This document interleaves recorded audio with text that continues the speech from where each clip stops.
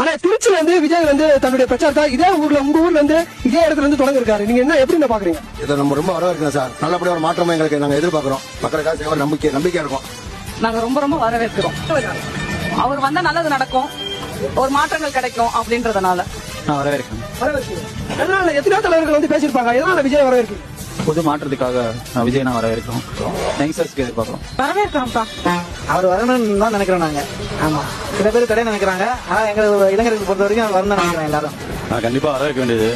அதாவது வந்து விஜய் வந்து அரசியல் வர முடியாது, ரொம்ப நல்லது பண்ணிருக்காப்ல. இப்ப அரசியல் வந்து மாற்றம் இருந்தாதான் கொஞ்சம் ஏதாவது நல்லது நடக்கும். அதனால வரவேற்கிறோம். ஆனா இங்க இருக்க இளைஞர்லாம் எப்படி இருக்கு சப்போர்ட் அவருக்கு? திருச்சியை பொறுத்த வரைக்கும் திருச்சி மதுரை எல்லாம் பொறுத்த வரைக்கும் தளபதி சப்போர்ட் தான் ஜாஸ்தி. அதை யாரும் வரமாட்டாங்க. கண்டிப்பா இந்த தொகுதியில் அவர் திருச்சியில் அறிவிச்சாருன்னா கண்டிப்பா தளபதி தான் ஜெயிப்பாப்ல.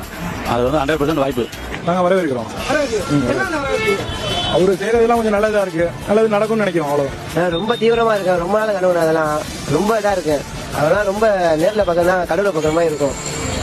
அதான் சத்தியமா என் பயிருக்கு ஒரு 400 பயிர் இருக்கும். 400 பயிர் தான் தளபதி கட்சி தான் என் பயிருக்கு எல்லாம். வரவேற்கிறோங்க. வரவேற்கிறோங்க. எந்த அளவுக்கு மதுரை எதிர்பார்த்திருக்கீங்க? திருச்சிய அலங்கோலம் ஆக போகுது, 2 ஆக போகுது. எவ்வளவு பேர் கூடுவாங்கன்னு நீங்க பாப்பீங்க. சனிக்கிழமை வரவேற்கிறோம். கண்டிப்பா வரவேற்கிறேன். ஏன்னா மித்த ஆட்சி வந்து எதுவுமே இந்த வரைக்கும் பண்ணதில்லை அவளுக்கு எதுவுமே.